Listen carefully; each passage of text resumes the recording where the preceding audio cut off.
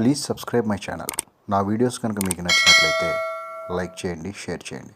అందరికీ నమస్కారం. Bigg Boss season 5 third వీక్లోకి ఎంట్రీ చేసిన తర్వాత నామినేషన్ ప్రాసెస్ అనేది చాలా ఇంట్రెస్టింగ్గా కొనసాగుతూ ఉంది. అయితే ఈ 2 వీక్స్ మనకి బిగ్ బాస్ హౌస్ని మనం గమనిస్తే కనుక ఇద్దరు లేడీ కంటెస్టెంట్స్ యొక్క బిహేవియర్ అనేది చాలా అనుమానాస్పదంగా చాలా నెగిటివిటీని తీసుకురావడం జరిగింది. ప్రముఖంగా సిరి మళ్ళక లహరి వీళ్ళిద్దరూ కూడా బిగ్ బాస్ హౌస్లో గేమ్ ఆడటం కంటే కూడా మిగతా కంటెస్టెంట్స్ని ఇన్ఫ్లుయెన్స్ చేసేందుకు, వాళ్ళతో ఫ్రెండ్షిప్ చేసేందుకు, తమ గేమ్కి ఇబ్బంది లేకుండా తమ సేఫ్ గేమ్ ఆడుతున్నట్టుగా కొంచెం ఎక్కువ మంది కామెంట్స్ చేస్తూ ఉన్నారు. ప్రధానంగా సిరికి షెన్నుతో బయట కొన్ని వెబ్ సిరీస్లు చేసిన ఫ్రెండ్షిప్ ఉన్న నేపథ్యంలో షెన్నుని చాలా ఇన్ఫ్లుయెన్స్ చేస్తుంది అని చెప్పేసి ఒక కంప్లైంట్ అయితే రావడం జరిగింది. వాళ్ళ సపోర్ట్ తీసుకునే ఫస్ట్ వీక్ కెప్టెన్ కూడా సిరి అయ్యింది. మిగతా కంటెస్టెంట్స్ యొక్క సపోర్టు, మిగతా తనతో ఎవరో పోటీ పడుతున్నారో వాళ్ళందరినీ ఇబ్బంది పెట్టించి మొత్తానికి తాను ఆ సపోర్ట్ చేసుకుని అయింది. జెన్యున్గా ఆడిన దాఖలాలు లేవు అని చెప్పేసి సరయు కంప్లైంట్ చేసి వెళ్ళిపోవడం జరిగింది. అప్పటి నుంచే సిరి మీద ఒక నెగిటివిటీ అనేది ప్రారంభమైంది. బయటకు వచ్చిన తర్వాత కూడా సరయు సిరి గురించి, షణ్ముఖ్ గురించి, రవి గురించి కొంచెం బ్యాడ్ వర్డ్స్ అనేవి వాడటం జరిగింది. అప్పటి వరకు ఒక ఒపీనియన్ ఉండేది. వీళ్ళ ముగ్గురు మీద సరియు చెప్పిన మాటల ప్రభావం అనేది బాగా బయట ఆడియన్స్ మీద గట్టిగా పడింది అని చెప్పేసి అనిపించింది. అప్పటి నుంచి కూడా అన్ని యాంగిల్స్లో ఈ ముగ్గురు కంటెస్టెంట్స్ మీద ఒక దృష్టి పెట్టడం జరిగింది. దానికి తగ్గట్టుగానే సిరి సన్నీ మీద ఒక ఫిజికల్ టాస్క్ విషయంలో అబాండాలు వేసేయటం, షెన్ను చూసి చూడనట్టుగా సిరికి సపోర్ట్ చేయటం, ఆ తర్వాత నాగార్జున గారు వచ్చి ఆ ఎపిసోడ్లో క్లియర్ కట్గా ఏంటి క్లారిటీ అనేది చూపించడం, సన్నీ అమాయకుడు అని చెప్పేసి అక్కడ ప్రూవ్ అవ్వటం, ఫైనల్గా ఏంటంటే సిరికి సపోర్ట్ చేసిన షణ్ముఖ్ వెదవవ్వటం జరిగింది. నిజానికి బాధ, షణ్ముఖ్ ఫ్యాన్స్గా ఇది బాధ అయినప్పటికీ కూడా సిరి మాటలు నమ్మి ఇక్కడ మోసపోయాడు షణ్ముఖ్ అని చెప్పేసి మనకి క్లియర్ కట్గా అర్థమవుతుంది. అయితే దాని నుంచి ఏమన్నా నేర్చుకున్నాడా షణ్ముఖ్ అంటే ఇంకా స్టిల్ సిరితోనే, అంటే మంచైనా చెడైనా తన ఫ్రెండ్ సిరి, సో తనతోనే ఉండాలని చెప్పేసి తను ఇంకా సిరి ఇన్ఫ్లుయెన్స్లోనే ఉన్నాడా అని చెప్పేసి ఇప్పటికీ ఆ విషయంలో ఇంకా క్లారిటీ లేని పరిస్థితి ఇప్పటికి కూడా. అలాంటి సిరి ఈ ఫస్ట్ 2 వీక్స్లో కూడా చాలా కన్నింగ్ గేమ్ ఆడింది. అంటే డైవర్ట్ చేయడం వేరు, అబాండం వేయటం వేరు, ఈ రెండింటిని ఒకేసారి కలిపేసి మొత్తానికి సన్నీ జీవితాన్ని ఇబ్బంది పడేలాగా చేయడం అనేది చాలా బ్యాడ్ ఒపీనియన్ సిరి మీద తీసుకురావడం జరిగింది. సరయు చెప్పినట్టుగా మేల్ కంటెస్టెంట్స్ బలంగా ఎవరున్నారో వాళ్ళందరినీ, ఈవెన్ రవి కూడా సిరిని తన సిస్టర్గా భావిస్తున్నానని చెప్పేసి అంటాం కూడా ఏంటంటే వీళ్ళందరూ ఒక గ్రూప్గా ఏర్పడి ఈ రకమైన గేమ్ ప్లాన్తో వీళ్ళ బిగ్ బాస్ హౌస్ని నడిపిస్తున్నారని చెప్పేసి ఇక్కడ అర్థమవుతుంది. ఇక లహరి మరో కంటెస్టెంట్. లహరి నిజానికి ఉమా గారు బయటకు వచ్చిన తర్వాత లహరి దగ్గర విషయం లేదు, ఊరినే అలాగా మేకప్లు వేసుకుని రకాల డ్రెస్సులు వేసుకుని అటు ఇటు నడుస్తా కొంచెం యాటిట్యూడ్ చూపిస్తూ ఉంటుంది. అంతకు మించి ఆ అమ్మాయి దగ్గర గేమ్ ఆడతాకు కూడా ఏమీ లేదని చెప్పేసి మొత్తానికి గాలి తీసేసిన పరిస్థితి. నిజానికి లహరి కూడా ఏదో ఒక గొడవలో ఏదో ఒక డిస్కషన్ పెట్టుకుని తన ఆడియన్స్ దృష్టిలో పడాలి అని చెప్తే ఒరిజినల్గా తాను హౌస్కు సంబంధించిన గేమ్ ఎలా ఆడాలి ఏంటనేది నిజానికి తనకి క్లారిటీ లేదు. అసలు నిజానికి బద్ధకంలాగా ఉంది ఆ అమ్మాయికి అలాంటి గేమ్ ఆడటం అనేది. ఎంతవరకు కాంట్రవర్సీ ద్వారా మనం ఫోకస్లో ఉండాలి అని చెప్పేసి ఆలోచిస్తుంది.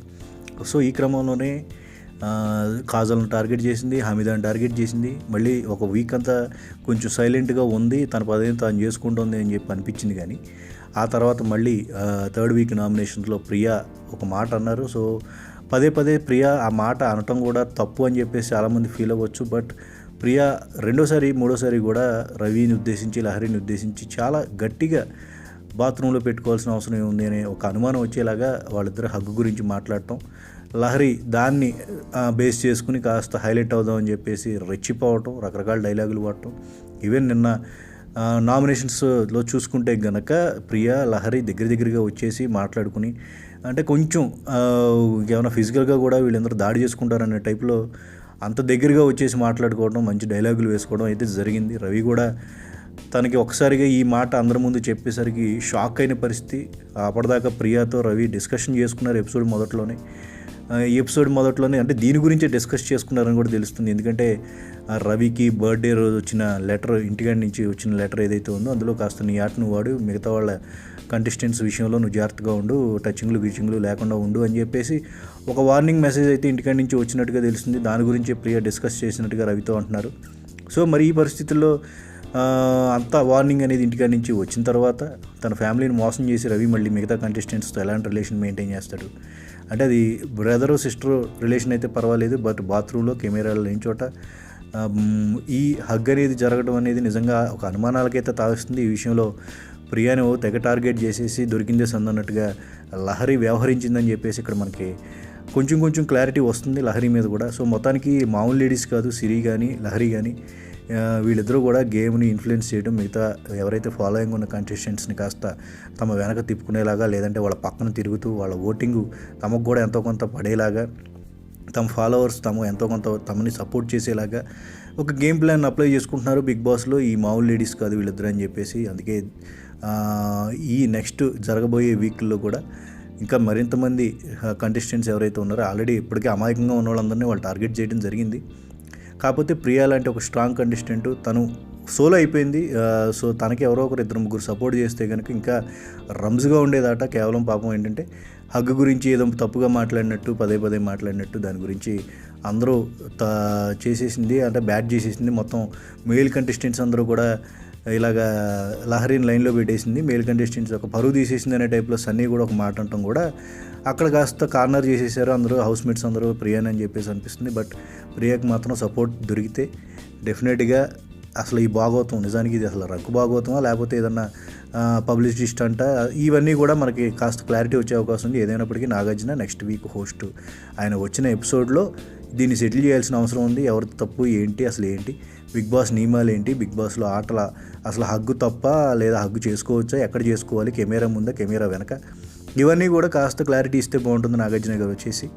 లేదంటే కనుక ఇదే ఈ భాగవతాలే నిజానికి నేను చెప్పే కదా బిగ్ బాస్ హౌస్ అంటే కూడా ఒక బ్రోతల్ హౌస్ అనే ఒక బ్యాడ్ ఒపీనియన్ అనేది సమాజంలో చాలామంది రాజకీయ నాయకులు కానీ సామాజిక కార్యకర్తలు కానీ ఈ కార్యక్రమం గురించి తెగ ఎప్పుడు కూడా ఏదో నెగిటివిటీని ప్రచారం చేస్తూ ఉంటారు. చాలామందికి ఈ ప్రోగ్రామ్ నచ్చదు. బట్ నచ్చిన వారు ఎవరైతే 1%, 2% ఉంటారు. 98% అందరికీ బిగ్ బాస్ ఒక ఎంటర్టైనింగ్ అందించే ప్రోగ్రామ్. ఇందులో ఎలాంటి తప్పులు జరుగుతాయి. ఇది ఒక ఫ్యామిలీ షో కంప్లీట్గా.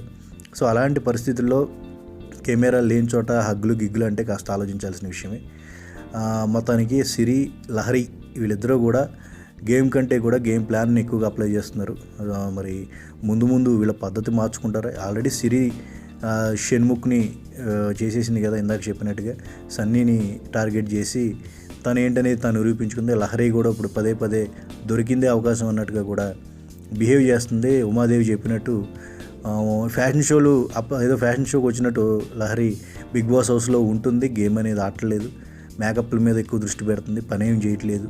సో ఇవన్నీ కూడా మనకి వచ్చేసింది, లహరి మీద ఒక అభిప్రాయం అనేది వచ్చేసింది. సో దాన్నన్నింటిని కవర్ చేసేలాగే నేను ప్రియాని టార్గెట్ చేయడం కూడా జరిగినట్టు అనిపిస్తుంది.